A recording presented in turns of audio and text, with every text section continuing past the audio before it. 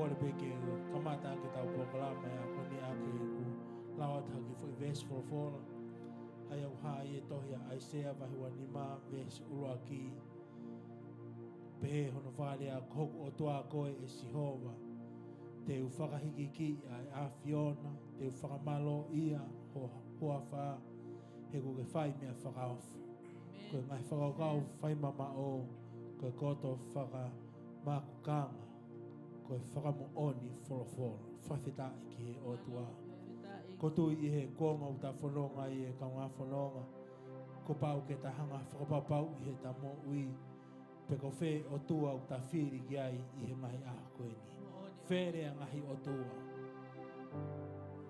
kau whakataha pa mo e lawe ko asosiwa ka ko au mhok whare te maulotu pe ki o tua u ta ko Sihova sa pauti pa ko tui e kaunga whanonga ai mahu inga ke ta hanga whapapau i he ngahi a koe ni pe ko whe o tua te tatau hiki ai he ko tui e whakate whito e anga ho whanonga e anga e whanonga mihe o tua o tatau hiki ai pe nofo gea e ta whakawhalala he ngahi a koe ni talamai he Folofola e a koe ni ko pau ke ta hanga whapapau pa ko osi ko e ta hanga whapapau i ho tau o tua whema o lewa ke tau hanga whakahiki ki ia i he momeni ti ko toa pe whawhita i ki he o tua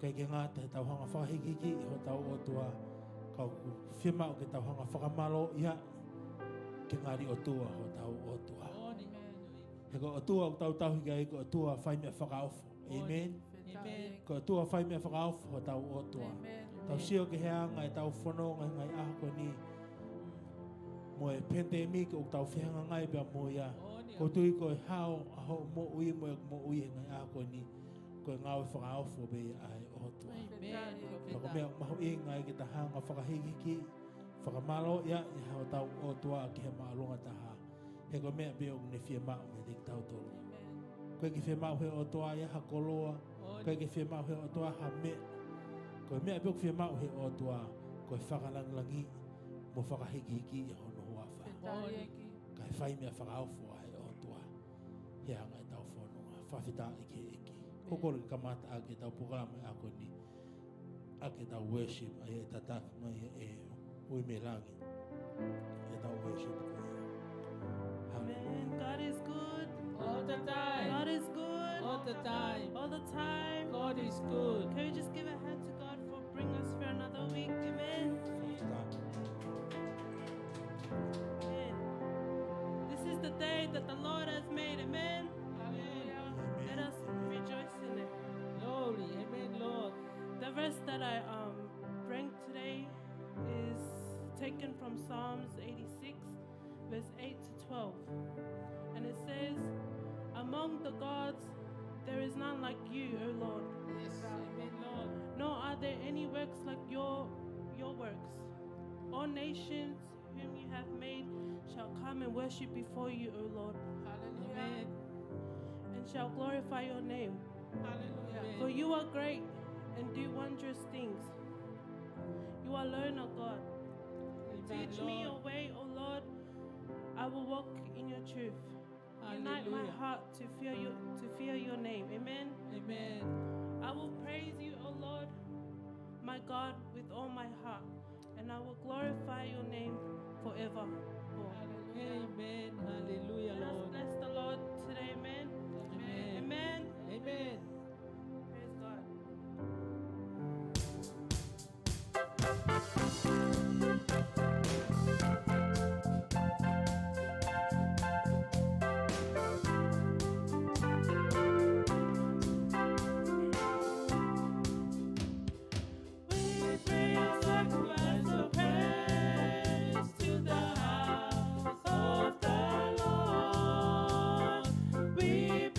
Sacrifice of praise to the house of the Lord, and we offer unto you sacrifices of thanksgiving, and we offer unto you sacrifices of joy.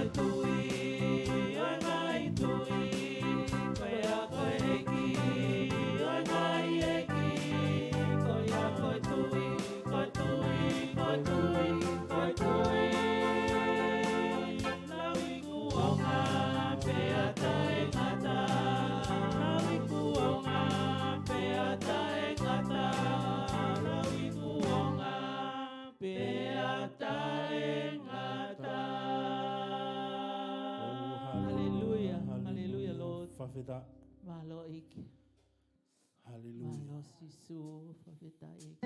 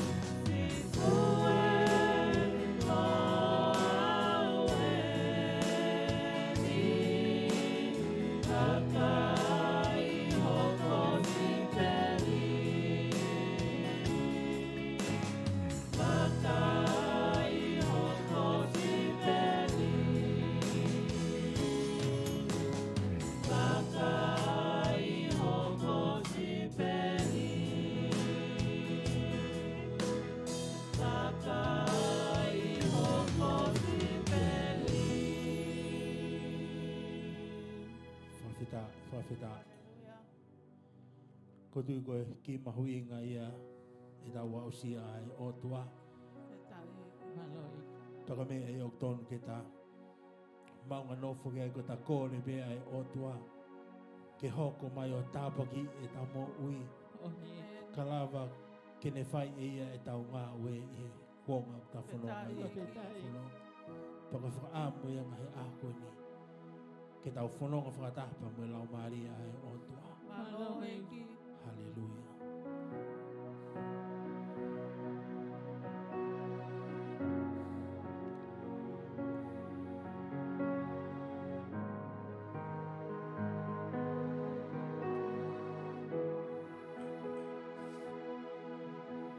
For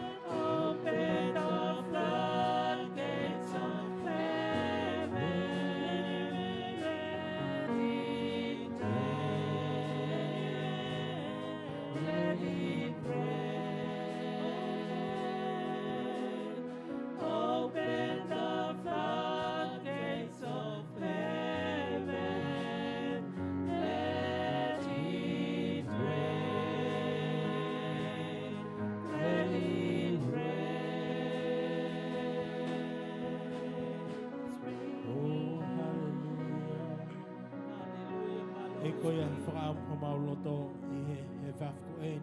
Hallelujah, Lord. Ko mau whia mau ai uha lau Maria ho a whion. Io iki. E ho mauloto loto ngā. Kalawa ke auhia e whiri. Moni. I ho mau au i ngai ahko ni. Moni iki. Ka he atoko taha bea lau Maria. Yes, glory to you, Lord.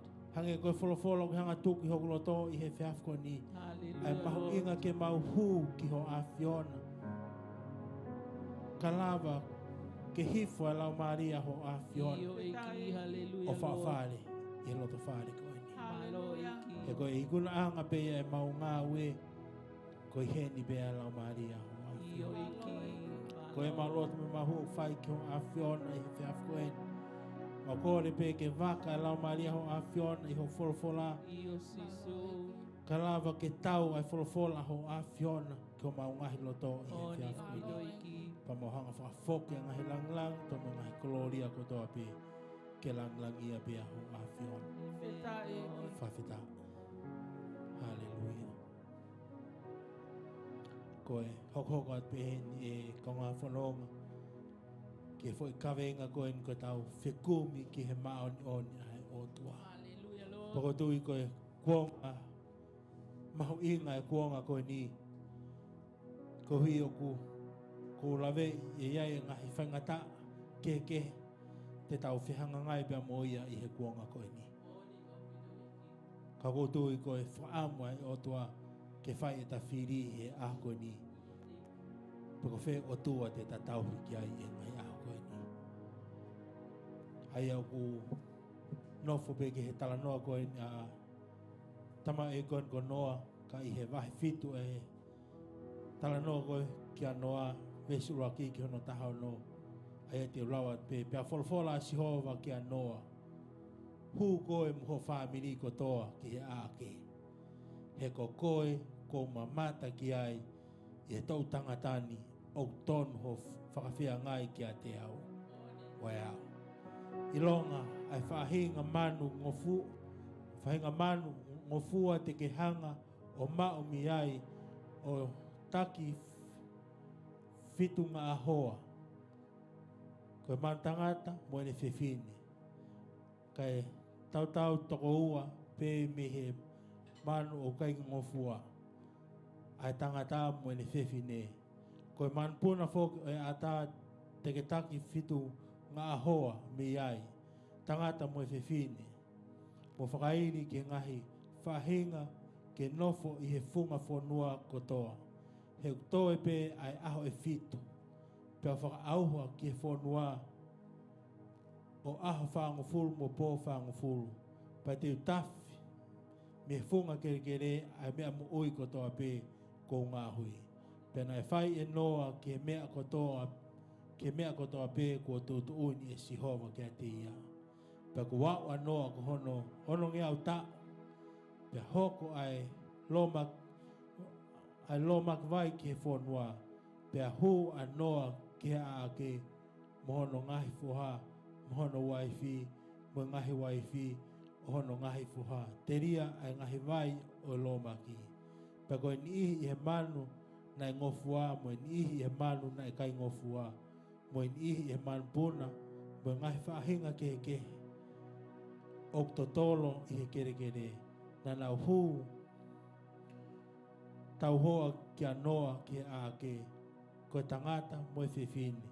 O hange koe tūtu uni ai o tua ki a noa. Pea hiri ai aho e fitu na e toki hoko ki e whanua ai ngahi vai o lomaki. Tuke o ngata pe mua he ves koe ni e kaunga whanonga e mahu inga e ta whai talongo fua ki he o tua. I ngahi aho koe ni. Kaya haki whakamao opo. Kamata mai e kumala ngā whemau he o tua ke whai e ta whiri i he ngahi aho koe ni. Peko e ta whai ki he wakai ai tangata, peko e ta whai ki he wakai ai o tua. He koe hui koe kuonga koe ni, ko whakautu ai tokolahi, peko tui lahi e ngahi anga hala kehe. Te tau whehanga ngai pia moia. Pau whi mau he o tua, pako whi ta whaak te ta whiri ki ai. Kau tau whawhetai nai whiri e noa, ai ta whaaki mahuinga taha, kone whiri, kene whanonga wakai, ke o whatatau ke wakai ai o tua. Pea mahina koe ka noa, kone whiri ai o tua, ke whakate whito pea mi ai e ne whanonga, na hanga lewa e noa, na whenga lewa noa ke ne hanga hamusi a manako ai o tua. Pau tau whawhita, nai. Whai e noa, ai moi anga tonu ki he o tua. O whai tonu nga a noa ki he o tua. Nai moi anga tonu a noa, nai moi hawa, pako e tokotaha nai takaua pia moi o tua.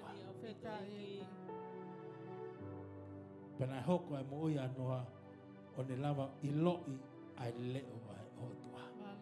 Pako tui o ton ke pehe anga ta whiangai pa moe o tua he konga koe ni e te whiohi pa moe o tua wao ha taimi o te lava i loi ai leo ai o tua. Pea i loi koe e noa ai leo ai o tua na ne i loi, na ne whakatoka ngai pa ne i loi o gai e tūkunga o siofi o tua whikak mo maaman. Ilo lewa e noa ai tūkunga o gai a maaman koe ni. Pea whakaha lewa he o tua ka noa Whimau ke lang ha ake, ma au mo ho famili. Pakako ha tutu uni whai ngofua ia ki anoa.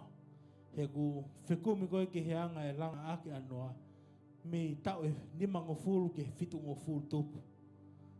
Ai langa e noa e ake koe nai whekau he o tua ake ni langa.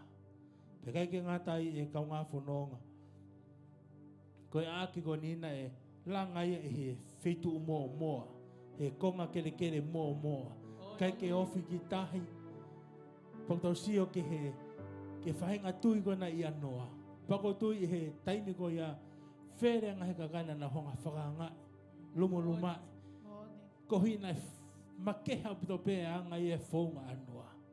Rotonga e he kere kere moa moa ko langa waka ia noa. Ko langa ake a noa ia. Pea ko tu na whehanga ngai anoa mo ngai whiri keke. He ko taim kou tau langa ia mea o tua i he wheitu umoa moa koe ana ngai he whiri. He koe whiri o ku manako ke ngai wheitu umoa moa. Pako tu i e kau ngā whanonga tau sio ke langa e koe noa ai tui ke he o tua. Tau e ni mga fulu tu, whitu mga fulu. Kake ilo pau ki ai. Kaku wanga e ku whatotolo. Whawhawhua koe tau e whitu mo fulu tupu. Ai langa e noa e ako ni whakatatau pe ki he whina ngalo ai otua. Talang he otua ke ne langa aki hakofa. Pe langa ke noa e kofa. Talang he otua ke ne hanga Mataele Pulu. A loto motua. Ko hui ke ua na mama e waka. He koutu e kau ngā whanonga. Kau karisiane ni. Whanonga holo pe kau ku mama holo e mo ui. Leaky people. Whemau he ngai aho koe ni ke mau e anga e langa haki e ta mo ui. Whatatau peke he langa ake na e whai e noa. Ka pana e whakahai unge he o tua ke Mataele Pulu a loto motu na e wari e noa. Pe talamai he Folofola na e ngahui e talangi o tua ke ngahui ake ke ana ia. Amen. Na e pau ke whai a noa whatatau peke whina ngalo ai o tua.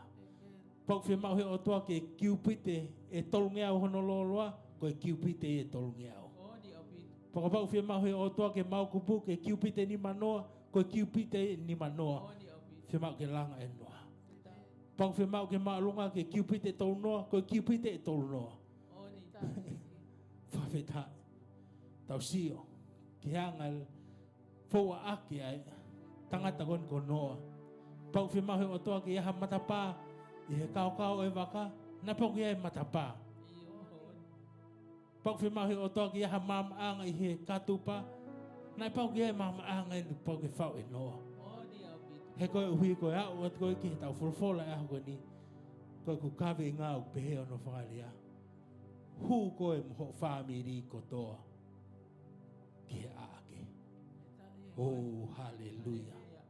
Koutou ki mua ke whakaha he o tua kia noa. Hu koe moho famili kotoa ki he ake. Nai pau ke tomu a savea e he o tua.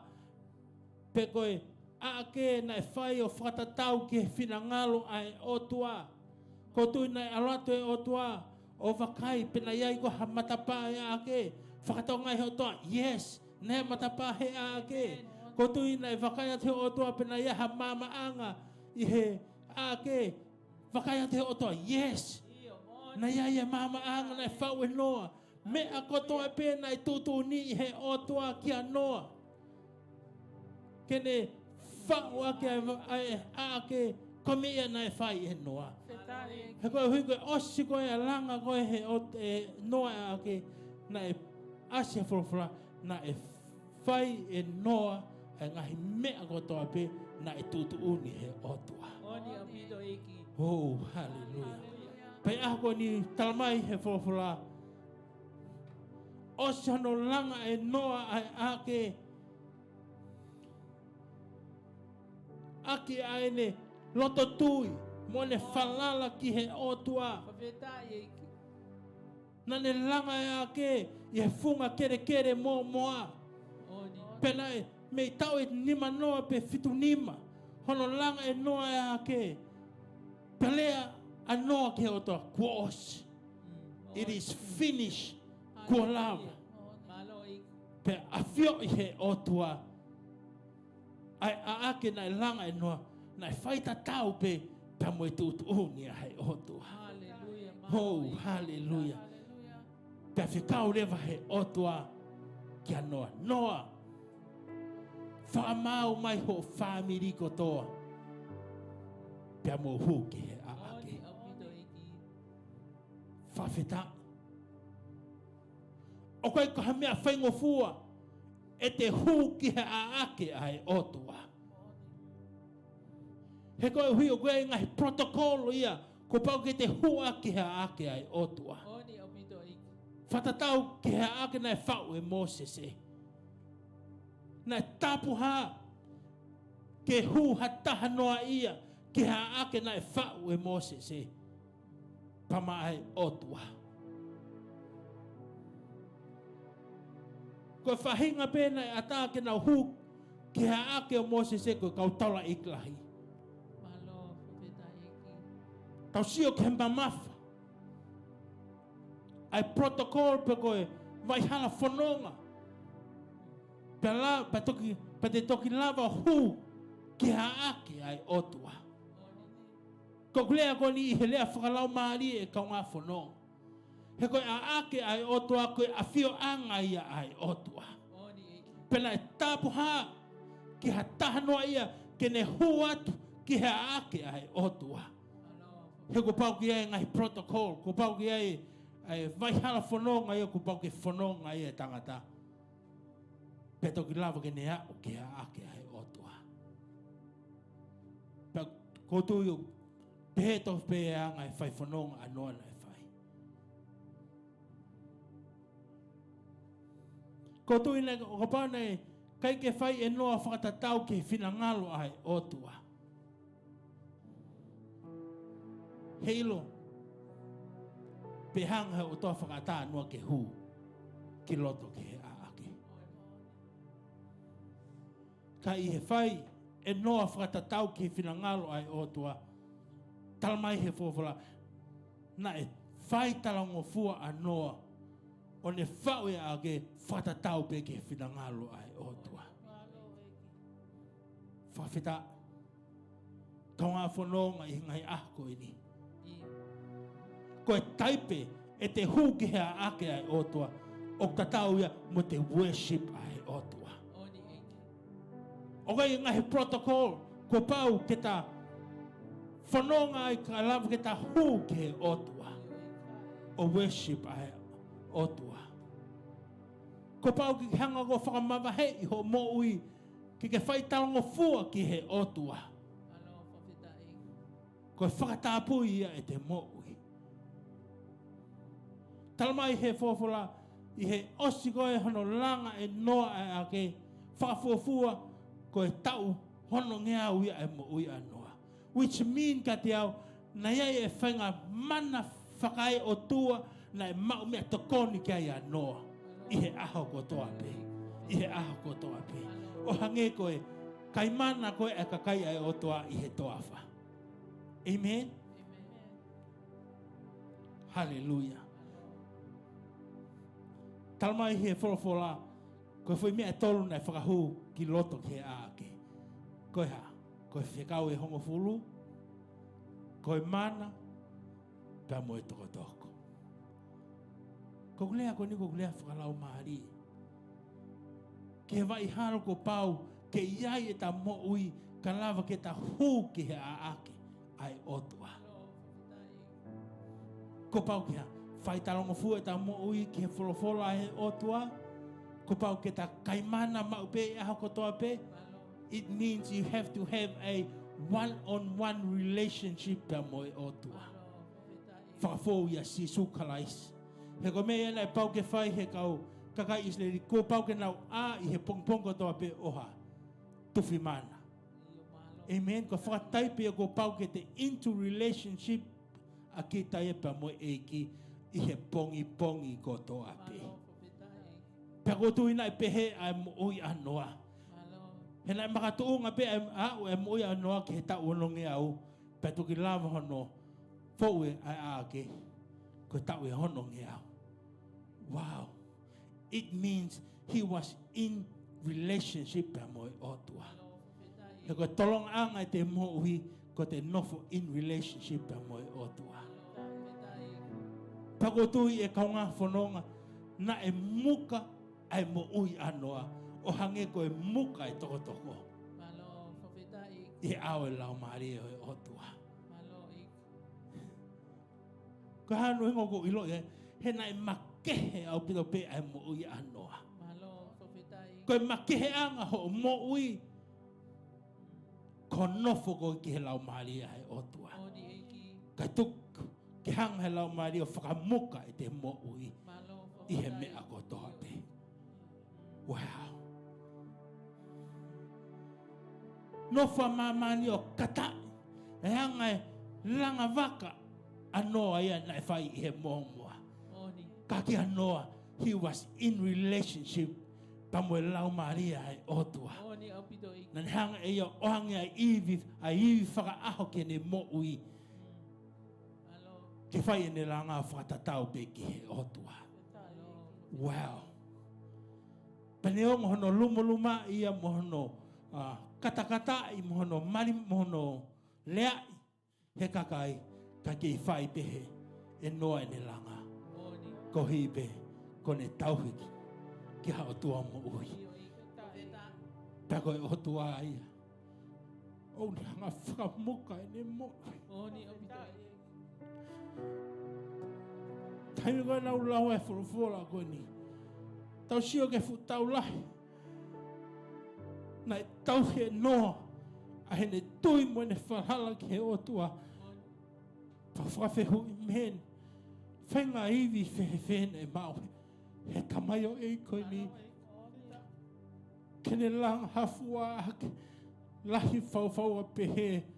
Yafu tau pehe. Kako ne lang ake. A he ne tui mo ne whalhala ki he otua.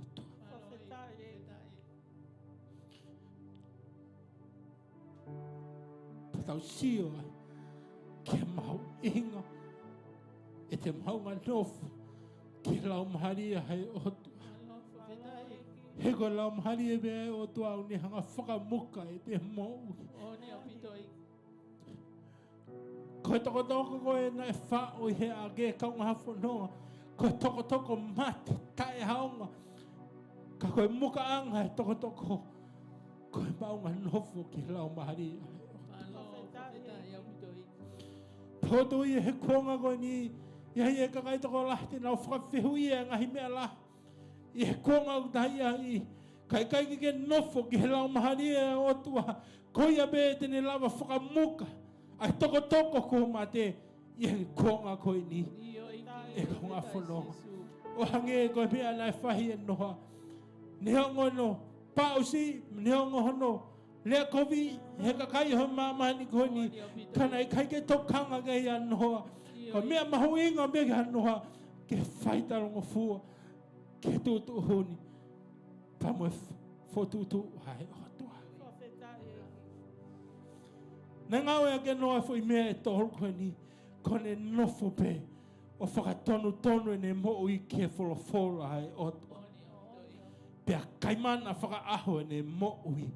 He ko mea ia nei hea ua e ne mo ui ke tau honongi hau tupu. A e ne mo ui. Pea whakamuka he ne mo ui. Aki, a ne ngahi pe e ke make. Ko he mo ui a hono otua. Ko lau mahari e mahari on. Whawheta. Osi ono hanga e noa. Whakamau hono Famili kotoa. He koe whakahaa e otua. Not only some family, Famili kotoa. Ke nau hu ki loto ki he aake. Ta tau tau pe mo tau hu ki he otua. He koe maluanga he tau mo ui koe tau hu ki he otua. Koe tau hu ki he kapakau malu. O sātai sihova o whai e ta nonofo ai pa moe otua. He koe me e o whemao he konga koe ni. O kui whe ho mo ui I ngai a koe ni. Whemao ki ke whoki ki he otua. He kulea mai ai otua. He ne Folofola hu koe ki he aake. Whawheta. Osi no hanga e noa whamau hono Famili. Penofo rewa noa. O whai ai ne whiri. Peko hai ko hai ngahi mon manu. E hu ki he ake hai otua. O kai e authority a te koe. Ke whiri le lehi. Ai whahinga. Ke nau hu ki he ake. Koe mawhai o atu he otoa maao. I he taimi ko ke whai tuku pā ki he otoa. Pa ke whakatapu ia ho mo ui ki he otoa. Pa ke into relationship pa mo e otoa. Ko ne hanga he otoa atu e whahinga mau mawhai ki ho mo ui.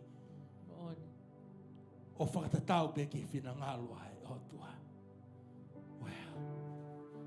Koutui, nai whanonga horo anoa. Whiri le lei. Tau tohoro, kai ke toi hatahe tau whiri. Ke hu ki he aake. Ka talangi he otoa ka noa. Noa. Ko ki whakapuri beheni ke watu ka te koe.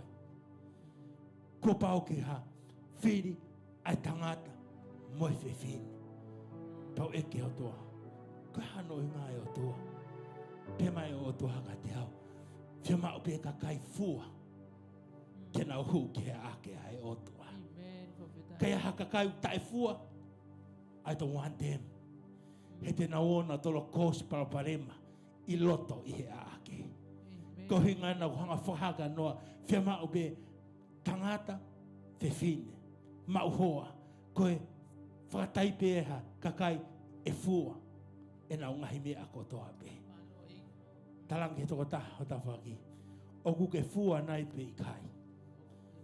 Pete ke fua nai pe I kai. Ka kai ke fua, ke ke whiamau e hau ia koe. He ngā koe taipe, ai a ake ko hanga, whahaka noa ke ne langa, koe a ake o kuha. Funga waka, apon funga waka. He, whakataipe pe, ko otua, whakatupua he otua. Amen. Whawheta. E ku lau koe ke whahinga kalasi, monu manu koe ke whakahu ki he ake, whimau ke tau hoa pe, tangata whiwhine, whakatai pe pe, ki ha toko taha, o ku fua mau pe e ne mo.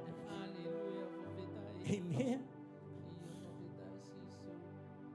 E nei hanga he o toa whakahingoa honi ake, ko whakairi. Fo I lea nau mari e ia, I he Folofola koe nau kulau. Ko whakairi. Ko hai whakairi. Amen. Koe whakatolong. Ke nau mo ui. Hepe a ake ai otua. Ke lo koe fua ake i au whau mai he maamani koe ni. Koe nau fua ake na toko koe whakatoko si. A maamani.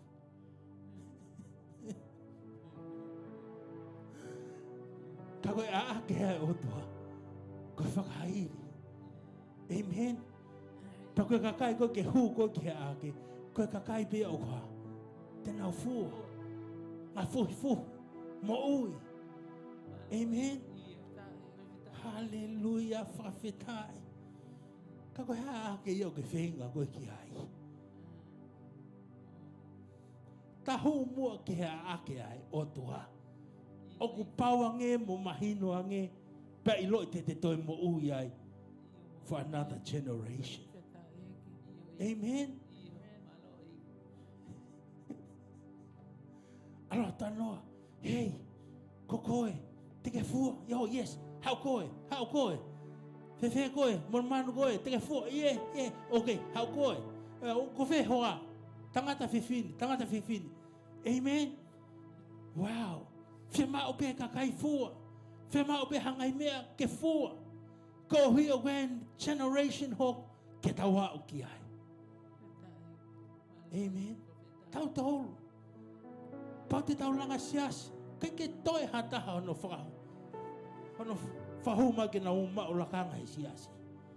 Kau ka kai o kai ke fua. Te hoko e koe parapane malahi anga e tau whono ngā. Maho inga ke te whiri lelei. Ai kakai lelei. Ke nau whai e ngā ue ai otua. Kakai e fua. Mau hangai fua fo. Amen. Hallelujah. Peko me ea na e whai he noa. Nane whiri whakalelei.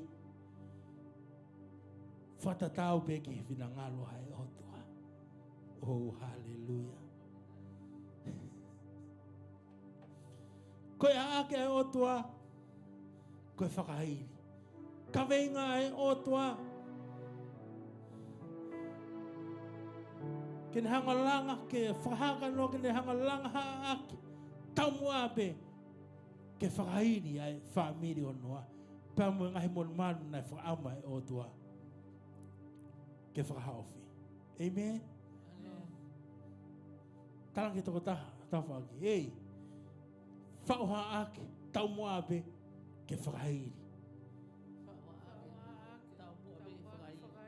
Amen. O pau ko ho whaua ake ke whakaaua. Kataki ko haviso ne whakai o tua ia. O pau ko ho tau mua holanga ake ke maua hafu pangala. Ko tui o koe ko uhinga ia ai o tua. Koe whakaamu ai o tua. Koe haa pe ake utahanga langa i hengai ako ni. Ko haa ake pe ke ha preserve life.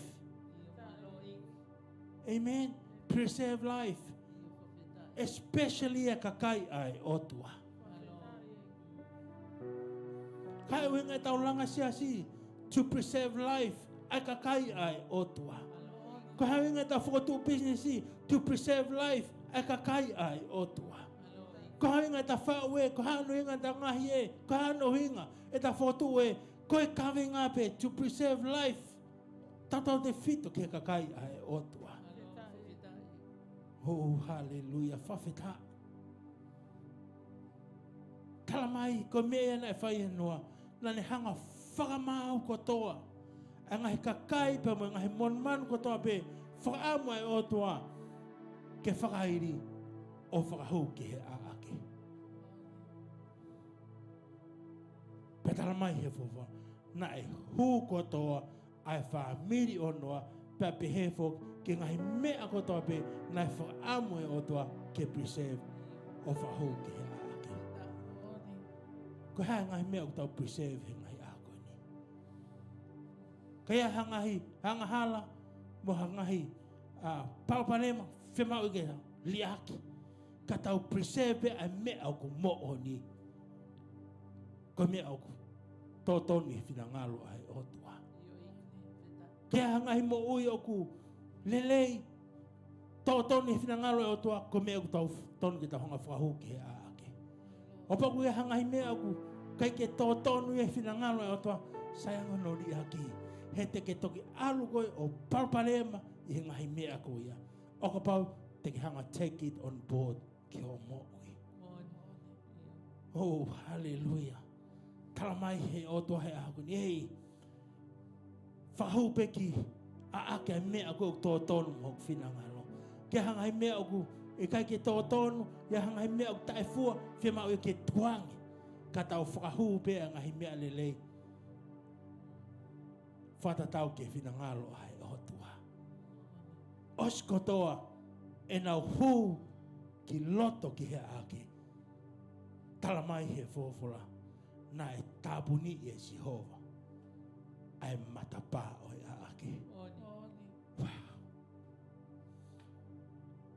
Tokanga na tabuni e he otua. Ai matapa o e ake.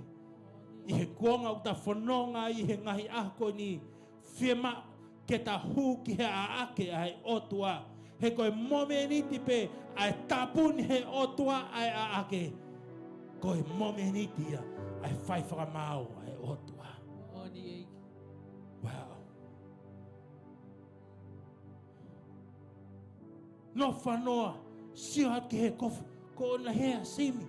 Oh, whewhea sion, yes, yes. He's in here. He's in here. Oku heni, hok famili hono kotoa. Whewhe ho famili. Ko hu ke ake ai otua. Ko ki mahu inga ia e Folofola e ako ni e kaunga whanoa. Tokanga na tapuni e Jehova. Ai matapa o e ake. Na kai ke makatuunga tapuni ake I anoa. Ka koe otua. Na ne hanga tapuni e matapa o e ake. Petala mai he Folofola. I he mome ni tipe na e tapuni I ai e Jehova. Ai matapa o e ake. Great problem arises. I he tunga. And our worship ke otua. And our hu ke ake ai otua. Kokore peke. Hiki whanga maari ko ni e kau ngā whanonga. Mogu ki tangu whakalongo longo pe. Kau whaam peke o hanga show out a real atmosphere. He taimi koe na e nofwai a noa mono family. Kai whanonga tia ki tua. Ke ngahi mea ko ngaha mai pia mei tua. Hallelujah.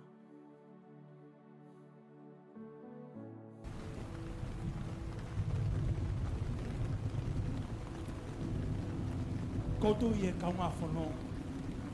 Ko e ta momeni di pe hono tabuni e Jehova. Ai matapa o e ake. Ko mea e nai whanonga ki ai atua. Ko hano hinga nai lava anoa whanongo ke mea ukoku pe mei tua. Ko hui, ko e mea kotoa pe nai whakahangi he otua. Nai pau ke ha whakakato e ai noa. Peko lava e noa whakakato. Ai ngahi mea ko ia. Peko tabuni e Jehova e matapa. Kai whai whakamau e otua. Au whakatuku. Ke mahamani. Pamo e konga na iai anoa.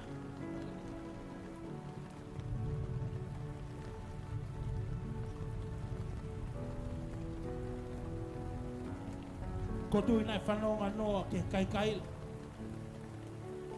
Ko tui nai whanonga noa ke whaturis o e mana.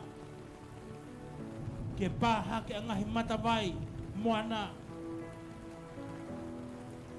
Ke ngahi mofuiki. Ke ngahi whio whaki. He ko whai whakamau hai otua. Ko tui mea whakaloloma. Nai whawhanongo ke ai anoa. But for him and his family, they are at peace. Go here, go here. He ko me ia nai whai noa. Kone langa haa ake. Ke Hawaii ia. Mana Famili. Te loi taimu tau hanga worship ai o tua. Do you know when we worship Him in truth? O hoko mai lewa e lau maria ai o tua. Pe kone mea une whai, kone hanga whakamelemo, ngahi anga hala, mo ngahi kovi kotoa pe, ngahi paparema kotoa pe he tau mo. Pak he tau whe taimau tau hanga worship ai o tua. Tau huai ke ake o lau maria ai o tua. Ko whatongia lewa ai o tua, kone hanga tuku mai hono lau maria. Pau taha pe Kaveinga lau maria, kone hanga whamere uku. Ai ngahi palparema kotoa pe. Ngahi anga hala kotoa pe. O te whanga i e tau mo ui. Kalawa ki ha. He ape. Ai mo oni pe mo e totonu ai o tua. He ka hame a wea he ngai aha koini. He taimi nai hua ia no mono Famili. Ke a ake. Na he a ia totonu pe mo e mo oni ai noa. Pa mo e otua une lotu ki ai. Whawhita. Koko al pena ui me lau. Kene te kātaki mo tai mai ki fuhiwa koe ni. Ai, lo mai, please. Ke whaose a ke tau. Malanga i he a koe ni. Tonga whanonga. Mahu inga ke langa haki a aki. Ke hao gai a koe mo Famili i he kuonga koe ni. Te ki tau ilo ki tau tolpu hai fo tutu. Peko palani ai o toa i he kuonga o ta whanonga ai. Ka koe mea pēta. Te ta hanga train out. E ngahi hanga hala pe me ngahi. Palaku ke he keho e mo ui. Ko ta hu ke he loto ake. Pe ta worship ai o toa. Ka tuk ke he lau maari. Ke ne hanga e o whakameremo. Ai ngahi mea kotoa pe. O to whangai e tau mo ui. Hallelujah.